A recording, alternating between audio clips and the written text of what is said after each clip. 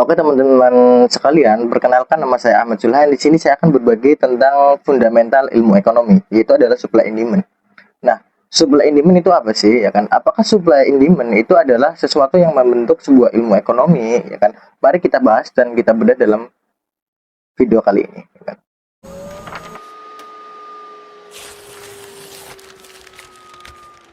Oke teman-teman sekalian, ketika kita bertanya tentang apakah supply and demand itu adalah sesuatu yang membentuk sebuah ilmu ekonomi, tentu jawabannya tidak.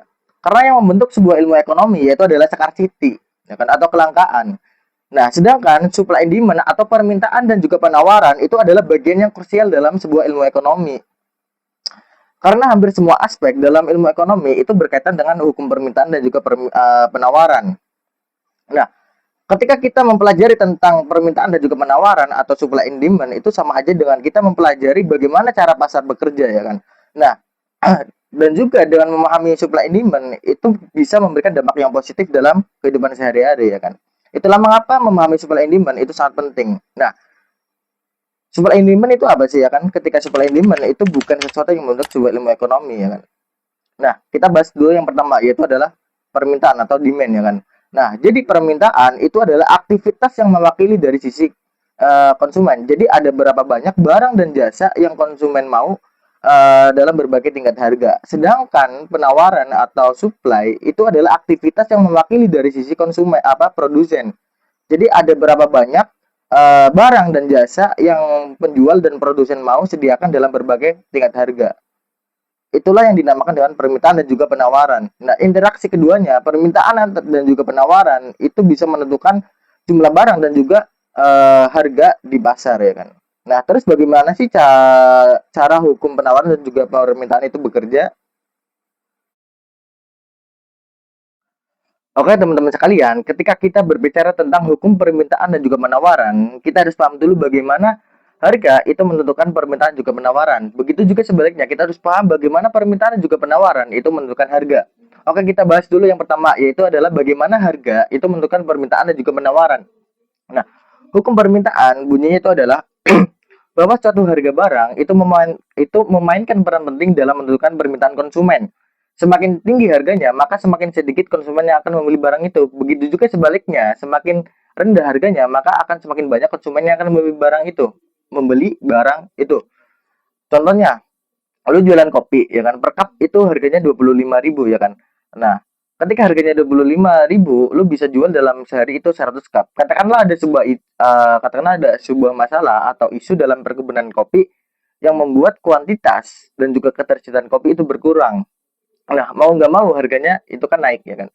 Nah, lu terpaksa menjual kopi itu dengan harga 50.000 per cup, ya kan. Nah, ketika harganya naik, konsumen pasti akan berpikir seperti ini, ya kan. Ah, harganya naik nih, otomatis saya akan mengurangi pembelian kopi bulan ini, ya kan. Nah, maka akan terjadi pengurangan pembelian kopi, ya kan. Nah, yang tadinya dengan harga 25.000 lu bisa jual 100 cup per hari, ketika harganya menjadi 50.000, maka lu hanya bisa jual 50 cup per hari. Nah, itulah gambaran sederhana tentang hukum permintaan. Nah, kurva permintaan itu digambarkan dari kanan atas ke kiri bawah. Oke, selanjutnya itu adalah hukum penawaran, ya kan. Hukum penawaran menyatakan bahwa dengan asumsi semua faktor tetap sama, ketika harga suatu barang itu naik, maka jumlah barang yang ditawarkan juga ikut naik. Begitu juga sebaliknya, ketika harga suatu barang itu turun, maka jumlah barang yang ditawarkan juga ikut turun. Nah, alasannya itu adalah produsen itu cenderung menaikkan produksi pada penawaran ketika harga suatu barang itu naik, karena potensi keuntungannya itu lebih tinggi. Nah, menurunkan produksi ketika harga barang itu turun, ya kan. Nah, dalam grafik atau dalam kurva ini digambarkan dari garis yang naik dari kiri bawah ke kanan atas, ya kan. Nah, contohnya itu adalah kita balik lagi ke kopi cup tadi, ya kan. Nah, dalam harga 25.000, lu menyediakan kopi cup lu menyediakan kopi cup itu 100, ya kan, per hari. Katakanlah beberapa bulan, ya kan, harganya naik, ya kan. Otomatis lu akan menaikkan produksinya, yaitu apa? Otomatis lu akan menaikkan produksi, ya kan. Yang tadinya lu hanya menyediakan 100 cup per hari menjadi 300 cup per hari. Nah, itu gambaran sederhana tentang hukum penawaran, ya kan. perlu teman-teman ketahui juga ya kan, selain harga itu menentukan permintaan dan juga penawaran, tentu sangat bisa sekali kurva permintaan dan juga penawaran itu menentukan harga.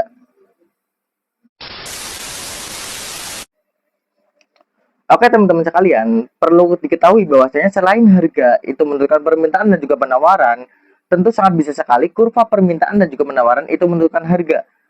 Kita lihat dari segi permintaan ya kan. Ketika permintaan satu barang itu naik, tetapi jumlah barang yang ditawarkan itu tetap, maka harga barang itu akan naik. Contoh kasus dalam hand sanitizer pada pandemi COVID ya kan. Nah, sebelum pandemi COVID, harga hand sanitizer itu relatif normal ya kan. Tetapi ketika pandemi COVID datang, banyak kekhawatiran tentang kesehatan ya kan. Nah, otomatis membuat kelonjakan permintaan tentang hand sanitizer. Tetapi penawaran atau hand sanitizer yang ditawarkan itu tetap ya kan, otomatis harga dari hand sanitizer tersebut itu akan melonjak akan naik secara drastis ya kan.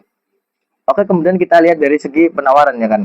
Nah, ketika penawaran satu barang itu naik tetapi jumlah barang yang diminta itu tetap, otomatis harga yang otomatis harga akan barang tersebut itu akan turun karena karena barang yang ditawarkan di dalam pasar itu lebih banyak daripada barang yang diminta oleh konsumen ya kan. Contohnya ya Kak, contohnya itu adalah ketika lu menjualan kopi cup ya kan. Nah, dalam satu desa itu hanya 10 kedai kopi ya kan. Nah, awalnya itu harganya relatif naik relatif tinggi, bahkan sangat tinggi ya kan. Tetapi kemudian banyak sekali kedai kopi yang buka ya kan. Otomatis semakin banyak penawaran yang ditawarkan ya kan. Nah, tetapi permintaan akan kopi tersebut itu tetap ya kan, bahkan menurun karena utilitas tentang kopi tersebut itu menurun ya kan. Nah, otomatis harga kopi itu akan turun karena apa? Karena adanya yang namanya persaingan ya kan. Itulah gambaran sederhana tentang hukum permintaan dan juga penawaran. Nah, hukum permintaan dan juga penawaran, ya kan, itu bukanlah sesuatu yang terstruktur, ya kan, melainkan muncul dan bekerja secara alami sebagai mekanisme pasar, ya kan, dalam kehidupan sehari-hari. Nah, ketika permintaan dari sisi konsumen itu saling bertemu, ya kan, dengan penawaran dari sisi produsen itu akan mencapai sebuah titik keseimbangan atau equilibrium dan harga di pasar itu stabil ya kan. Nah, untuk mencapai sebuah titik keseimbangan itu perlu ya kan upaya dari produsen, konsumen maupun government dalam intervensi atau kebijakan tertentu ya kan. Itulah uh, gambaran sedikit tentang permintaan dan juga penawaran ya kan. Mungkin bisa sedikit membantu dalam melihat bagaimana pasar bekerja ya kan. Nah, oke, sekian dan terima kasih.